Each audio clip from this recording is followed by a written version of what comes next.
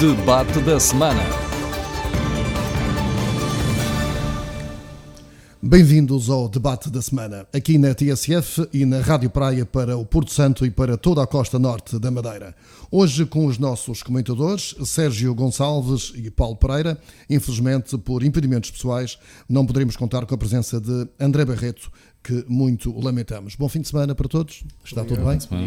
Obrigado. São vários os assuntos dominantes da semana, que provavelmente não teremos tempo para análise mais profunda. Os candidatos às eleições europeias, com surpresas e um atentado, se é que se pode dizer, à autonomia por parte do PSD de Lisboa, que não apresenta candidato dos Açores. O Brexit e o seu impasse, agora nas mãos do Conselho Europeu esta semana, sobre possível adiamento. A renúncia de Francisco Costa na presidência da Sociedade de Desenvolvimento da Madeira, depois de mais de 30 anos na sua liderança, numa altura em que o Centro Internacional de Negócios parece estar com alguma estagnação por via das dificuldades que lhe são impostas. Ainda ontem surgia a notícia de uma decisão da Comissão Europeia que considera ilegal o auxílio de incentivos fiscais. A Bolsa de Turismo de Lisboa, entretanto, aconteceu também esta semana, e em que a Madeira apela ao turismo nacional com o slogan "Este é o ano para ir à Madeira". A questão que se põe e que vou colocar dentro de instantes é se temos aviões e se existe ação concertada com as companhias de aviação para esta chamada para a Madeira. Miguel Albuquerque, sobre os preços, contestou a exorbitância da TAP, tendo o presidente da empresa respondido que se existem preços abusivos, a TAP não tinha crescido 7%.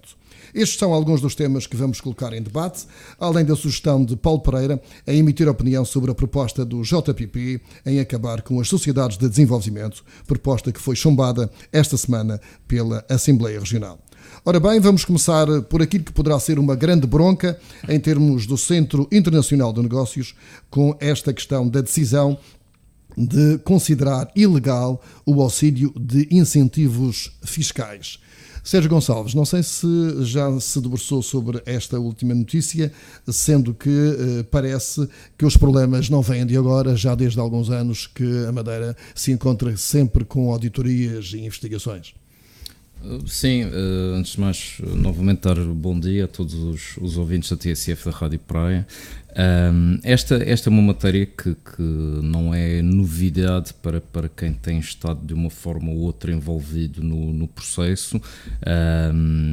O Centro Internacional de Negócios da Madeira, apesar de ser um regime credível, transparente e permanentemente escrutinado e está devidamente autorizado e aprovado por diversas instâncias europeias, tem sempre sobre ele algum grau de suspeição sobre as atividades que ali são desenvolvidas. Na minha opinião, tem havido também da parte de Portugal uma defesa deficiente de todo este processo e de todo este regime. Portanto, é importantíssimo para a economia da região, enquanto elemento de diversificação da nossa economia, para não estarmos dependentes apenas de outros setores.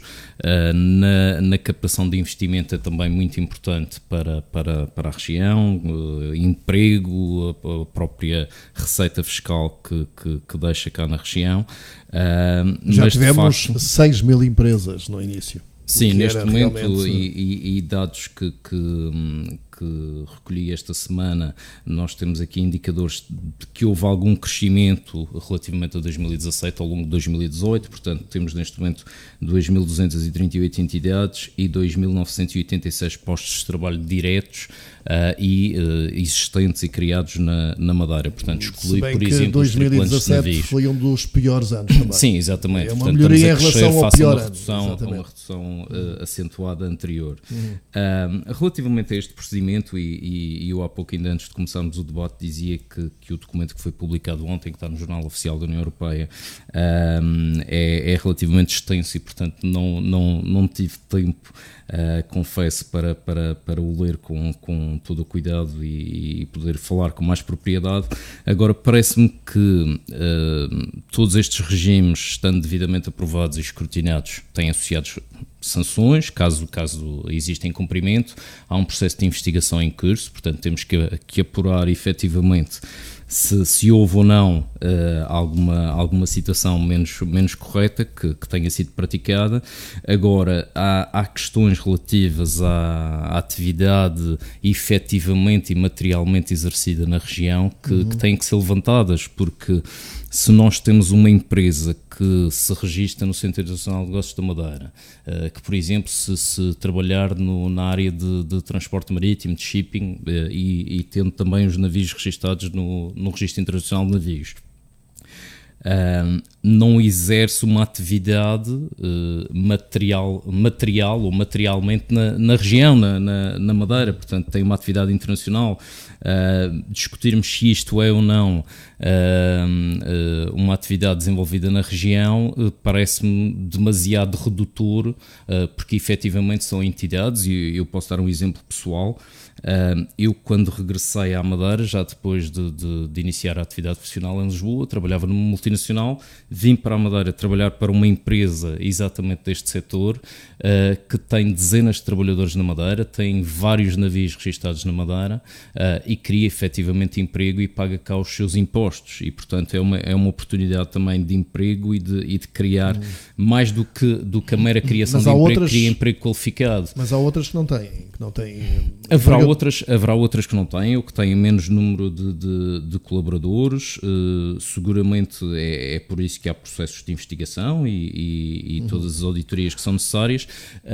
Queria só dar uma nota, porque muitas das vezes nós, quando falamos do Centro Internacional de Negócios, esquecemos que não é um caso único na União Europeia o regime que existe na Madeira. Portanto, existem outros em diversos Estados-membros, e quando nós vamos um pouco atrás e todos nos recordamos, por exemplo, do exemplo da Jerónimo Martins, que quando decide registar-se na Holanda, seguramente não transferiu toda a sua atividade materialmente para esse país, e portanto, tanto quanto sei, não tenho conhecimento de qualquer procedimento da União Europeia contra a Holanda devido a essa situação, e portanto parece-me que nós temos sobretudo que nos preparar para a defesa intransigente do Centro Internacional de Negócios da Madeira como uma ferramenta fundamental e um instrumento fundamental para a região. Mas a questão é que, quando diz que temos de nos preparar para a defesa, o facto é que durante todo este tempo nós não tivemos defesa. No Portugal não me lembro de ver alguém defender a Zona Franca da Madeira, o Centro Internacional de Negócios. Bem pelo contrário, a deputada Ana Gomes só levantava problemas à região da Madeira, quando, enfim, temos as vantagens todas que o Dr. Sérgio Gonçalves elencou. Dr. Paulo Pereira, esta situação agora mais veemente, em que a União Europeia decidiu exatamente considerar ilegal, um auxílio ilegal, aquilo que está a acontecer, poderá ser uma morte anunciada do nosso Centro Nacional de Negócios? Ajudar não ajuda, com certeza, e corroborando tudo aquilo que o Sérgio acabou de dizer, acho que temos que relembrar, e aquilo que o Leonel há poucos segundos referi. Há uma falta de consideração nacional acerca da importância do Centro Nacional de Negócios da Madeira para a Madeira e para o país por arrasto, direta e indiretamente. Relembro-me que, além da deputada Ana Gomes e as suas excentricidades diárias e semanais acerca do assunto, porque isto não é anual, é diário ou semanalmente, ela pega com este assunto. Ela é uma pessoa muito mal vista noutras praças concorrentes também da Madeira, não faz isto só à Madeira, serve um pedacinho, e espero não ter qualquer processo de idiota útil, a seguir a agenda de outras praças concorrentes. Ela ataca Malta também sistematicamente, aliás foi há pouco tempo considerada inimiga pública número 1 do Estado de Malta também. Há outras, e Malta e a Madeira não são com certeza os únicos dois. Alguém outras praças beneficiam com isto, porque enquanto toda a energia e recursos humanos, materiais, intelectuais e de tempo que os responsáveis do SIN vão dedicar ou dedicam há anos nessas constantes auditorias e inquéritos feitos assim, não estão a ser gastos naquilo que é normalmente o que é que se faz no negócio, que é aperfeiçoar esse tipo de negócio e fazer crescê-lo e contactar clientes. Toda a energia é que está a ser retida nisto. E nós temos, além da doutora Ana Gomes, temos alguns tivemos um governo que foi claramente do engenheiro José Sócrates, que entre muito mal que fez, foi o que lançou ou suportou moralmente e até internacionalmente a falta de importância do cinema para o país e para a região. E temos um conselheiro do Presidente da República, que é o professor Francisco Louçã, que é claramente um pai intelectual de tudo o que é contra o Centro Nacional de Negócios. Paulo Pereira, o facto da Madeira estar sozinha nisto, ou seja, Portugal, o Estado português não ser sócio, não ser acionista desta Zona Franca ou do Centro Internacional de Negócios, poderá ter a ver alguma coisa com isto? Ou seja, Portugal não tem orgulho nesta questão? Não tem orgulho, não vê estas dificuldades em ver interesse, e tudo que é uma secular tendência de centralismo deste país não ajuda. A Madeira já me passou-se várias vezes pela cabeça e tem transmitido em alguns fóruns fechados. Teria sido, se calhar, inteligente a certa altura que a parte da região fosse, se calhar, da parte pública e de forma que o Estado português fosse sócio. Mas isto é um pedaço, percebo, que é um pedaço como ceder à máfia quando eles querem ser sócios de um negócio. O negócio é meu, o mérito é meu, eu fui o pai disto, está aqui concentrado, e eu, porque preciso da tua proteção, tu me causas atrapalho, eu cedo de uma parte do negócio. Vê isto muito em termos de máfia. Também é negócio. Também é negócio. Foste, também é negócio, mas poderia ter sido numa ótica de longo prazo e mais, não justa, mas sim numa ótica mais prática, porventura, se o cinema não fosse a parte da região, não fosse da região, mas sim fosse de um todo nacional. E poderíamos viver, como falávamos ainda há pouco antes do programa, poderíamos viver sistematicamente com medo disto ser mudado para outra área do país, assim, mas não era, se calhar não tínhamos o risco dele acabar, era assim, de mudar. É porque as outras praças mais avançadas do que a nossa, caso do Luxemburgo, em que o pai, o Juncker, foi o pai desse centro, digamos agora, mais avançadas ou mais bem conectadas. Exatamente, o Juncker é o presidente da União Europeia, e outras do género, muito com auxílios, ou melhor, com vantagens para as empresas, enfim, muito mais consideráveis do que a nossa, não estão a ter problemas que se saiba, não é? Parece que os mais pequenos, como é o caso de Portugal, é que está com este problema, ou seja, falta-nos força, Sérgio Gonçalves. Eventualmente, e quando o Lionel diz mais avançado, deixe-me só partilhar aqui uma curiosidade. Eu há cerca de 2 anos estava numa reunião anual dos armadores espanhóis, da Associação de Armadores Espanhola,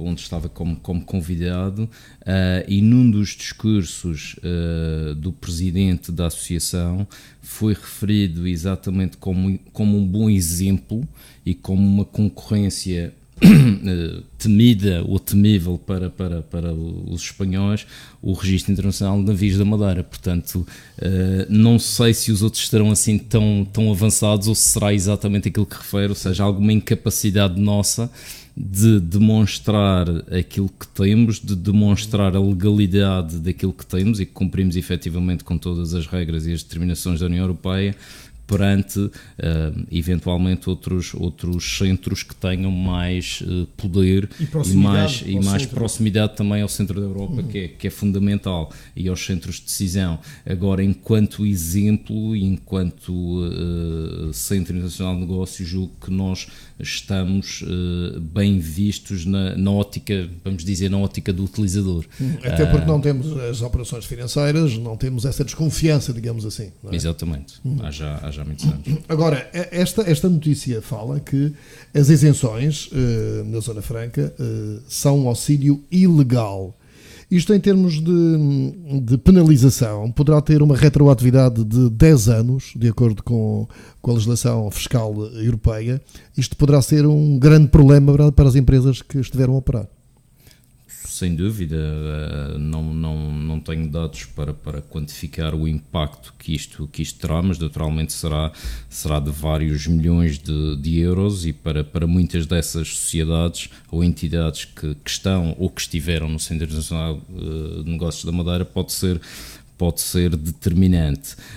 Algumas penso que para a sua própria existência e sustentabilidade, eventualmente para fazer com que muitas delas se afastem caso não o tenham já feito, e nós assistimos à tal saída de muitas empresas ao longo dos últimos anos, e este é um processo que já decorre há algum tempo e, portanto, pode também indiciar de alguma forma que, mesmo não tendo prevaricado, a incerteza é sempre o principal inimigo destas questões. Portanto, a fiscalidade, mais importante do que ter às vezes baixa tributação, é ter uma tributação relativamente estável, e isto é dito muitas vezes, acho que já está nos livros, mas nós tendemos sempre a esquecer-nos disso, e portanto esta falta de estabilidade, e que de alguma forma é percepcionada como falta de credibilidade do centro, pode levar a que muitas dessas empresas se afastem e nem considerem a Madeira como... Essas poderão se afastar. E quais são aquelas que se sentem motivadas a entrar? Ou seja, estamos no fim deste centro internacional? Eu espero que não, até pela importância que já dissemos que o centro tem para a região e para Portugal. Mas atendendo aos factos, essas que estão, enfim, poderão ir embora. E quem é que quer entrar assim? Nós temos, tudo dependerá da forma como se concluir este processo. Há estas notificações por parte da União Europeia. Portugal tem que preparar a sua defesa, tem que responder, portanto as conclusões não são finais, e esperemos que não tragam um desfecho tão negro como esse cenário que refere. Que eu refiro baseado nos factos e nas notícias, obviamente. Exatamente. Paulo Pereira, sobre isto, não sei se quer acrescentar alguma coisa. Bom, não é? Se o desfecho for o mais extremo, é claramente um tiro no porta-aviões, e há de ser um sarilho grande. Vamos esperar que assim não seja, temos de deixar o tempo de correr e tentar não criar alarme, porque, como estamos aqui já a referir, todos nós já percebemos que se é difícil manter as empresas com toda esta instabilidade, que, relembro, não é causada pelo CINEM nem pela Madeira, mas sim porventura por uma agenda concorrencial de outras paragens, a atração de novos clientes, novas empresas que substituam ou atenuem a queda continuada de empresas, está-se a revelar difícil. Há muitas managements competentes a trabalhar no cinema, a fazer um trabalho comercial bastante ativo. Elas têm que continuar a ter condições e motivação para continuar, e também se calhar não é de bom tom dar-lhes também mais outro tiro no porta-aviões da motivação comercial deles. Como é que interpreta esta renúncia de Francisco Costa em continuar na presidência da SDM? De acordo com o Jornal de Negócios, Francisco Costa bateu com a porta. Eu, como não sei, acho que foram as, nem tinha que saber, que era o que faltava do Francisco Costa de prestar-me algum tipo de esclarecimento com uma pessoa com o seu caráter e currículo. Há quem diga que ele não quer participar neste funeral. E nós podemos entrar agora, vamos lá ver, o senhor em causa, além de ser uma referência com a capacidade técnica, de ética, de dedicação absoluta ao longo dos últimos 32 anos a este projeto, do qual fui um dos pais e responsáveis por tudo o que de bom fez para o CINEM e para a Madeira. Tem outras atividades de vida, tem filhos, tem netos, tem toda a legitimidade para fazer o que bem. Mas não foi isso que foi apresentado, a razão, pelo menos que se saiba. É natural que todo este processo seja desgastante e ele poderá, e já estamos a entrar todos aqui numa área de especulação, entender que para isto, para o que vem aí, que é de luta política, quase, porque é nisso que estamos aqui a falar, ele entende, poderá estar a entender, ele não está com disponibilidade para se desgastar. Aliás, ele sempre se afirmou como técnico nesta matéria e apelou sempre à proteção política. O facto é que isto nunca aconteceu. E o que nós temos assistido nas intervenções públicas dele, muito a contragosto daquilo que é a personalidade dele, é ele de vir para o terreno precisamente para estar um pouco nessa área em que ele provavelmente não quer estar, que é no combate político. Sérgio Gonçalves, Francisco Costa não quer participar neste provável funeral? Pois não sabemos, tal como disse o Paulo, só ele eventualmente poderia explicar. Embora esteja a chegar ao fim do mandato, ele não está a abandonar a meio do mandato, apenas não quer renovar, não se percebe porquê. Exatamente, e poderá haver variedíssimas razões, desde essa questão a questões meramente pessoais.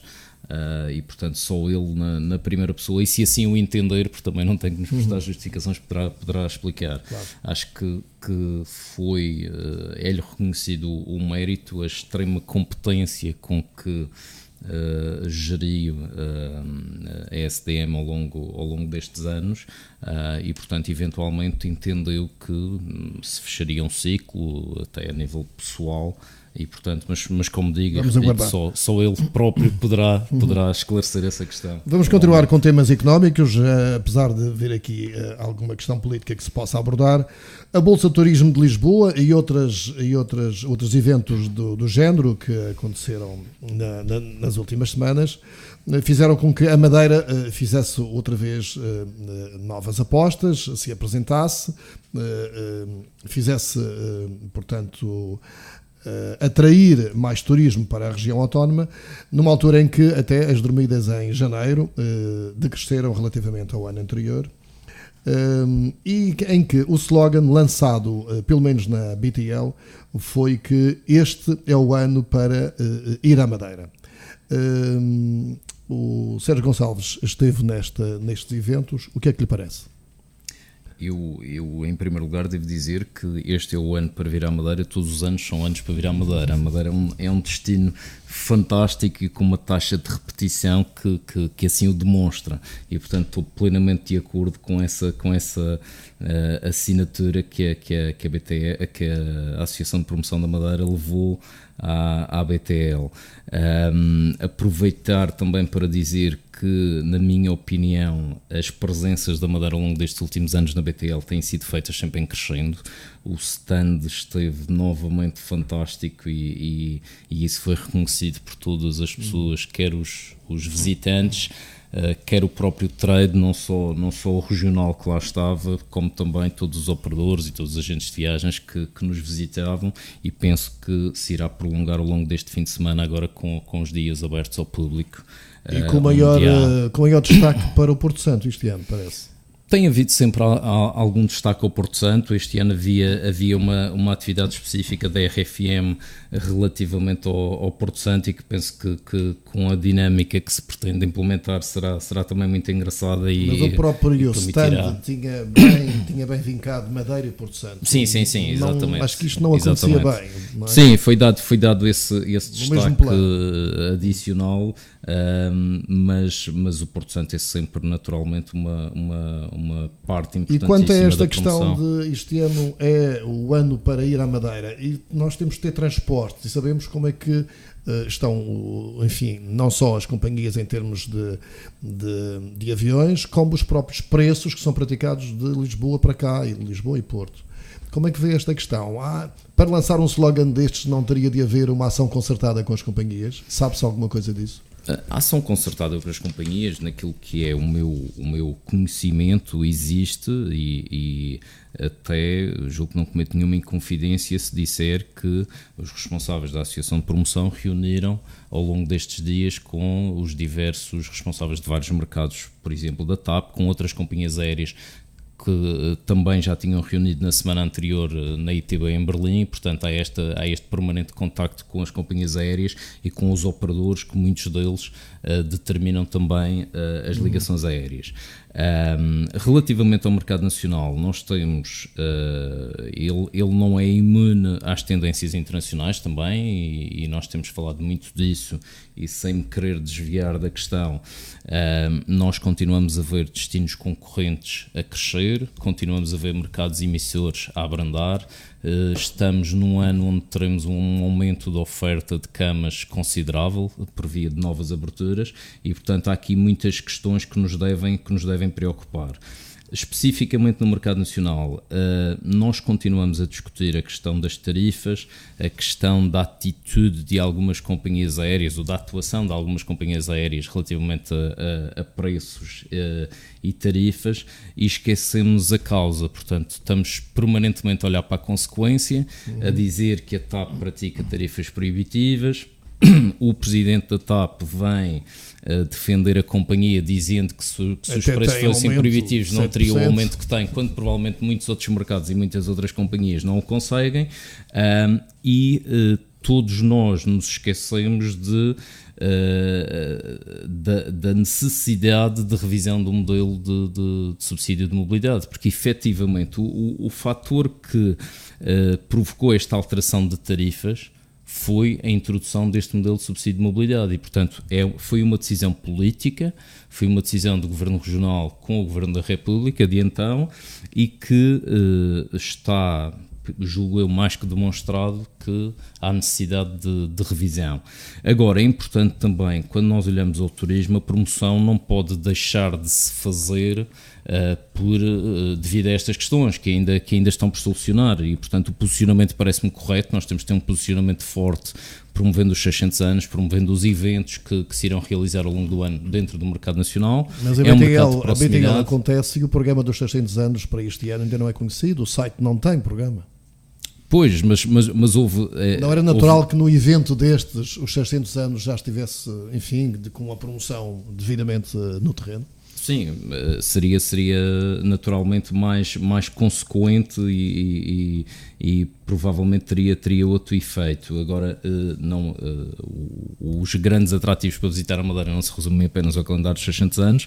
Acho que a promoção que foi feita na BTL e que tem sido feita junto dos outros operadores, nomeadamente com a questão das experiências também, é fundamental para demonstrar ao mercado nacional que há muitos atrativos para visitar a Madeira, mas só indo um bocadinho atrás à questão do preço, independentemente desta questão da revisão do modelo de subsídio de mobilidade, é preciso entendermos como é que funciona o setor do turismo nesta questão do transporte aéreo. No mercado nacional, é verdade que há tarifas elevadas para visitar a Madeira quando nós tentamos fazer uma reserva, ou um turista, vamos dizer, do continente português tenta fazer uma reserva a título individual. É verdade que nós ainda temos um setor turístico que trabalha 70% com turistas de tour-operação, do setor de tour-operação, e esses tour-operadores nacionais têm também tarifas negociadas com a TAP, e isso explica muitas das vezes aquela questão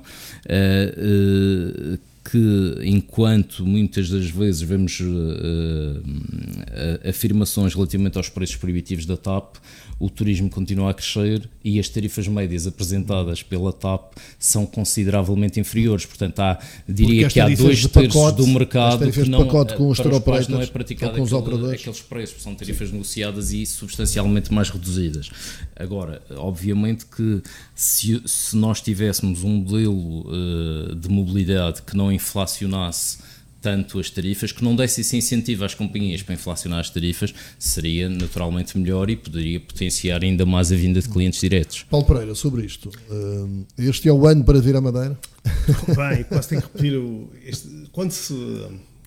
nós estamos quase a nos repetir todos uns aos outros, porque o senso comum e a ciência económica e a lógica económica, quando bem raciocinada, é de todos e não é de especialistas, porque isto tem tudo milhares de anos e a lógica é sempre a mesma. Por isso é que acabamos aqui, às vezes, temos que nos puxar para assim a imaginação e tentar transmitir as nossas ideias ou então reforçar alguns outros pontos de uma forma diferente, até para causar algum interesse aos nossos ouvintes. Tudo aquilo que o Soares disse é a mais pura das verdades. A questão dos preços da TAP, ponto bom, todos os anos são bons para vir à Madeira, este é um ano ótimo, é um ano que é importante que venham mais pessoas, como o Sérgio disse, temos mais oferta e precisamos de crescimento, e é por isso que estamos a preparar, os proprietários se prepararam com novas unidades, melhores restaurantes, melhores animação turística. Até porque a ocupação, creio eu, turística na Madeira anda à volta dos 67%. Sim, tem margem para crescer, como uma evidência. Portanto, com o atual parque hoteleiro já anda nos 67%, com o que vem aí, mais 1000 camas, não sei, por aí. Portanto, é necessário cada vez mais. E esses empresários decidiram ir para esses projetos, têm legítimas expectativas que vão encher os deles. Porque é sinal que acreditam que vamos continuar, é que todos os anos próximos serão ótimos anos para trazer mais pessoas para a Madeira. A questão do subsídio, que é claramente um efeito de todos os subsídios distorcem a boa atividade económica. Quando se entende politicamente que vamos atribuir um subsídio a determinada área, o resultado é sempre de incerteza. As intenções são sempre boas, os resultados são sempre de incertezas. Portanto, isto vai lá por tentativa e erro. Não há ninguém que a priori diga que vá fazer, só com muita sorte é que vai acertar. E o que acontece aqui no subsídio que foi criado neste modelo que está em vigor, ele não acertou numa série de coisas. Permitir que para os madeirenses, seja, nunca foi tão barato, como a oportunidade de referir, viajar, mas custa muito dinheiro ao orçamento da República. Está a custar 35 a 40 milhões de euros. Mas a República não se queixa. Por hora, um dia que venha uma troika, isto tem queixado, não é? Sim, mas um dia que fecha, eu acho que nós temos de nos preparar e o que acontece é que cria um enviesamento que não se queixa e até se diz que é uma forma de viabilizar ou de patrocinar a TAP. Isto em princípio poderá ter um dia terá um fim. E o que nós às vezes apanhamos é o governo da região que pegou de bandar esta questão do preço, tem toda a razão naquilo que diz, e o engenheiro António Aldo Neves também tem toda a razão naquilo que diz, aquilo que o Sérgio estava a dizer, porque isto é mais ou menos a conversa, é a questão da média. A TAP, como vem grande parte da sua operação, os operadores, vende a preços muito baratos, e o particular, como nós, que compra a viagem, paga muito caro. Como há mais percentagem no outro operador, significa que a média é muito baixa. Então, ambos estão a dizer a sua verdade. Nenhum deles está a mentir, é mais ou menos como uma questão. Eu vou jantar com o Lionel e pedimos um frango. E como o frango, o Lionel só cheira. Em média, comemos meio frango cada um. E a questão das passagens está um pouco por aí. A questão do crescimento da TAP tem sentido, como contra-resposta, é exatamente por aí. Ela tem, em média, preços mais baixos e, felizmente, e também porque houve aquelas companhias que faliram há 2 anos, há 1 ano e meio atrás, e que tiveram que passar muitos desses visitantes. Exatamente, têm que estar a passar pela TAP para vir para a Madeira. Na questão dos 600 anos, se me permite, eu também tenho que voltar a concordar com o Sérgio. Eu não sei se deve ser tanto que temos o risco por os 600 anos na politiquice. Eu não sei se é óbvio que é um momento que deve ser explorado, mas tem a importância que tem. E acho que não deve ser. Não é por aí que a Madeira ia ter muito mais. Mas era natural que a Madeira, 600 anos, desta semana, fosse uma região em festa, não é? Fosse uma região em festa, não é? Quando se fala numa Expo. É só festa. É só festa. Não, em festa no sentido de atrair, ser mais-valia para que o visitante viesse cá, não só apreciar aquilo que nós temos das belezas turísticas, das belezas paisagísticas, do bom clima, da segurança, tudo isso, mas fosse uma mais-valia. Essa mais-valia que não se está a ver, não é? Eu sinto-a diariamente nos excelentes programas de televisão e de rádio que têm sido transmitidos para a organização. O turismo não vem cá por isso. Pronto, mas foi uma opção da Comissão e fez um trabalho, na minha opinião, está a fazer um trabalho espetacular em nos dar a conhecer a riqueza dos 600 anos, para nós. Se a opção não foi para fora e não podemos estar, e eu julgo que é de todo incorreto julgar os maus números de janeiro, porque já começa do turismo, relacionado com uma não aposta nos 600 anos. Ora, o Sérgio Gonçalves há pouco falava que é importante esta questão do subsídio ou do modelo de mobilidade, que foi a partir daí que os preços subiram. Na sua opinião, porquê é que não se resolve esta questão do modelo de mobilidade? É uma questão política e há acusações de parte a parte entre o Governo Regional e o Governo da República relativamente a quem deixou o processo estagnar. O Governo Regional tem repetido muitas vezes a responsabilidade do Governo da República. Esta semana o ex-ministro com essa responsabilidade acusou o Governo Regional de o fazer e, portanto, mais do que discutir de quem é a responsabilidade, eu acho que urge exigir de facto essa revisão do modelo. Há vários modelos, não há modelos perfeitos. Mas é a Madeira que tem que exigir. E tem-no feito. E deve continuar porque... Mas o ex-ministro Pedro Marques disse que tinha oferecido, entre aspas, a regionalização deste modelo. Isto deve ser regionalizado ou é uma questão nacional? A questão da continuidade territorial é nacional ou deve ser regional? Eu acho que há responsabilidades em termos de continuidade territorial que são indiscutivelmente do Estado. Aquilo que eu percebi das palavras do Ministro era uma regionalização numa lógica não de assumir a despesa, mas de gerir o modelo ela própria, havendo, presumo eu, as transferências de Estado necessárias para que se fizesse essa gestão a nível regional. A grande questão aqui é, mais do que a questão política, mais do que querer imputar responsabilidades a um lado ou ao outro, é o foco na solução. E efetivamente nós já discutimos modelos de subsídio, já tivemos um modelo de subsidiação fixo com um valor de 60 euros sobre o valor, a descontar o valor que era pago. Temos este agora com o teto máximo dos 400 euros.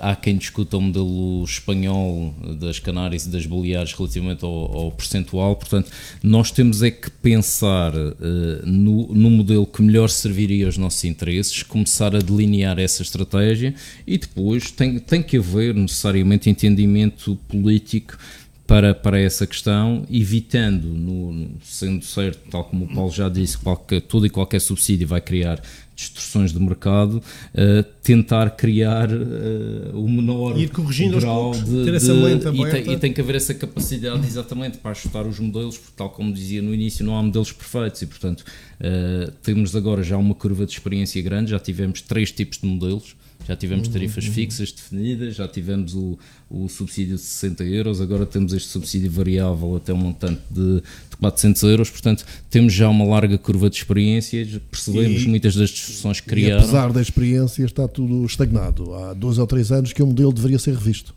Sim, 3 anos. Eu referi jogo do empurra. Aquilo que eu posso dizer, por exemplo, fazendo o paralelismo entre o setor público e o privado, do lado privado, e ao longo dos últimos 3 anos eu fui membro da direção da ACIF. Quando se atingia o prazo para a primeira revisão do modelo, salvo 6 meses depois dele ter entrado em vigor, a ACIF entregou um documento com todos os contributos que entendia serem importantes para a melhoria do atual modelo e disponibilizou-se para participar de um grupo de trabalho que estudasse a revisão desse modelo e, portanto, quanto sei, não houve qualquer evolução em relação a essa matéria e, portanto, por isso é que digo, tem que haver essa o que quer dizer é que os privados política. Fizeram o seu trabalho de casa e falta o resto. Eventualmente falta a decisão política de rever o modelo e entendimento. Também percebo, qualquer um de nós percebe que estamos num ano politicamente agitado. Politicamente a Madeira e o Estado, digamos, e o Governo Central estão de costas voltadas a isso. Não há forma de aproximar, há um afastamento político com prejuízo para esta questão, esta e outras. Sim, eventualmente por questões partidárias e eu acho que nestas questões de interesse público, o facto é que os Açores, por exemplo, não se queixam, interesse nacional, o facto é que os Açores não se queixam, não deveria de haver um modelo idêntico para as duas regiões, sendo que os problemas são os mesmos. O modelo neste momento é idêntico e até há quem critique o modelo por ter sido criado nos Açores com determinados objetivos e o Lionel referia há pouco a ideia que repetidamente vem a público de que este modelo foi criado para de alguma forma ajudar a suportar as companhias aéreas e todos nós sabemos que os Açores têm uma companhia aérea regional 100% detida pelo Governo Regional, que é a SATA, e este modelo nasceu nos Açores e, portanto, existe efetivamente esse modelo comum às duas regiões, e também existem razões para eventualmente a Madeira reclamar e os Açores estarem relativamente mais confortáveis e satisfeitos, até porque tem, naturalmente, o Governo Regional dos Açores tem um ascendente sobre o próprio Conselho de Administração e toda a estrutura da SATA, enquanto única acionista, que a Madeira não tem, ou que o Governo Regional da Madeira não tem sobre qualquer uma das companhias aéreas que cá operam, das linhas nacionais. Sobre esta questão, eu perguntava porque é que este modelo não se resolve? Porque é que não... É claramente uma questão política. Segundo a informação do Governo Regional da Madeira, a proposta está a pedir há 2 ou 3 anos para ser revista e se nós tivermos uma visão mais fria das coisas, quem é maior, quem tem mais força, quem há de ser na vida, quem tem mais responsabilidades e quem é maior e quem tem mais força, neste caso, na minha opinião, é o Governo da República. Independentemente de questões partidárias, que não os têm de todo, parece-me óbvio que a ter que imputar responsabilidades é sempre ao maior e ao mais forte. E é quem tem mais recursos humanos e materiais para poder pegar neste dossiê e dizer, eu vou resolver isto em nome dos meus concidadãos da Madeira.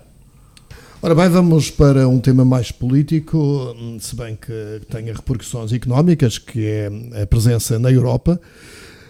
Os candidatos às eleições europeias foram apresentados formalmente esta semana, com algumas surpresas, e um atentado à autonomia por parte do PSD de Lisboa, que não integrou na sua lista um candidato dos Açores, sendo que desde o início em que existe a presença de Portugal na União Europeia, a Madeira e os Açores tiveram sempre representantes. Como vem esta questão? Sérgio Gonçalves, Paulo Pereira. O PS apresenta uma candidata desconhecida que não tem currículo político, tem currículo profissional, mas não tem currículo político. O PSD mantém a mesma candidata, o PS deixa cair uma candidata com algum trabalho feito. Eu acho que isto cai tudo na questão meramente de política e naquilo que a política tem de melhor e que há de pior. São trocas de cadeiras, manutenções de cadeiras. Há toda a legitimidade em manter a doutora Cláudia Aguiar na ótica do PSD, e ela deu uma entrevista esta semana ao Diário Notícias a referir que hoje tem uma maturidade e um conhecimento de dossiês e de contactos em Bruxelas que permitem ajudar a Madeira e as decisões da Madeira. A mesma lógica do mesmo partido, há uns anos atrás, quando substituiu a doutora Nuno Teixeira pela mesma lógica, para a doutora Cláudia, não foi tida em consideração. O PS, atualmente, com a não continuidade da doutora Liliana, também tem uma violação da perda, no sentido de não se importar com a perda de tudo um fruto de trabalho e de relação humana, mas que a mudança também por si é boa. É tudo, na minha opinião, é tudo questões políticas. Acho que hoje a doutora Liliana dá uma entrevista num órgão de comunicação social, acho que hoje já tem, em que aborda de ligeiro essa questão e que vai continuar a sua vida. Que não tem qualquer mágoa, é natural que ela possa dizer isso, não é? Mas ela sim, mas diz que volta para a universidade onde sim tem amigos. Pois, exatamente. Sérgio Gonçalves, o facto do PS apresentar uma candidata sem currículo político, sem experiência, isto poderá ter algum efeito negativo? É uma surpresa? Eu ia precisamente tocar nessa questão, mas ia por uma ordem que tinha aqui pré-definida de 3 pontos para abordar esta questão dos candidatos às eleições europeias. Em primeiro lugar, acho que devíamos aproveitar esta oportunidade para publicamente agradecer o excelente trabalho que as 2 eurodeputadas da região fizeram na defesa da Madeira e que ainda recentemente, e julgo que foi no debate anterior em que nós aqui estivemos, que falámos sobre a manutenção da taxa de coparticipação dos 85% nos fundos de coesão, e é um desses diversos exemplos do bom trabalho que ambas executaram. Relativamente às escolhas dos partidos, dos 2 principais partidos e dos 2 que têm a possibilidade de eleger eurodeputados da região, acho que é de saudar a manutenção mais que provável, face às sondagens, de 2 eurodeputados, neste caso 2 eurodeputadas da região autónoma da Madeira no Parlamento Europeu, sendo que do lado do PSD a questão dos Açores também é relevante, porque efetivamente nós teremos a doutora Cláudia Monteiro de Aguiar, não em part-time, mas com responsabilidades em duplicado, porque terá que defender a Madeira e os Açores, terá elementos dos Açores dentro da sua equipa, e portanto isso pode representar para a região que, em vez de ter 2 eurodeputadas a tempo inteiro, tem 1 eurodeputada e meia. O que, se compararmos a outras regiões, como por exemplo as Canárias, que têm representações permanentes na União Europeia superiores à que o próprio país, Portugal, tem no total, é manifestamente pouco e deve ser uma preocupação nossa. Relativamente às opções em concreto, julgo que o Paulo já relativamente à Sara Cedras, falta-nos pouco tempo. Relativamente à Sara Cedras, é importante ou não ter currículo político? O perfil para um candidato europeu deveria exigir um perfil com currículo? Eu julgo que há uma questão na política que é recorrente e que muito se ouve dizer na rua que falta competência, falta pessoas competentes que não entendem a política como uma área de atividade atrativa e que é preciso também atrair jovens para a política. Por outro lado, cada vez que surgem jovens ou pessoas reconhecidamente competentes pelo mercado, pelos seus pares, a introduzir-se na política, para os campeões europeus, acabam começar a jogar nos campeões exatamente, europeus. Nós temos que definir efetivamente se é importante termos pessoas competentes e jovens na política e tornar a política atrativa para este tipo de pessoas, ou se não queremos, e portanto a crítica só pela crítica é algo com que eu não posso concordar, e acho que também não podemos avaliar o desempenho de qualquer pessoa no exercício de funções antes sequer de as exercer, e portanto é prematuro tecer qualquer comentário relativamente a essa competência para exercer essa função, que seguramente fará no melhor interesse da região e do próprio país. Muito obrigado pela vossa presença. Terminamos assim este debate da semana. Continuação de bom fim de semana. Obrigado, igualmente. Obrigado. Muito obrigado.